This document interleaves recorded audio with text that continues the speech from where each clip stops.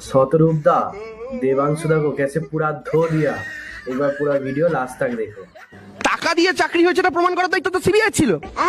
কিন্তু আপনারা আমাকে বলুন, আজ অব্দি একটা কোর্টের একটা জাজমেন্ট টাকা নিয়ে চাকরি করেছে তৃণমূলের মন্ত্রীরা এই কথাটা বলে? পরেশ অধিকারীর মেয়ে চুরি করে চাকরি পেয়েছিল, এটা আদালতের রায় কি রায় নয়? মমতা বন্দ্যোপাধ্যায় হচ্ছে ভাইজি নাকি বৃষ্টি মুখোপাধ্যায় বীরভূমের চুরির চাকরি ছাঁটাই হয়েছে, এটা আদালতের রায় কি রায় নয়? চুরির টাকা, চাকরি বিক্রির টাকা কোন সিপিএম এর হোলটাইমারের বান্ধবীর খাটের তলা থেকে পাওয়া যায়নি, পাওয়া গেছে তৃণমূল কংগ্রেসের শিক্ষামন্ত্রীর বান্ধবীর খাটের তলা থেকে।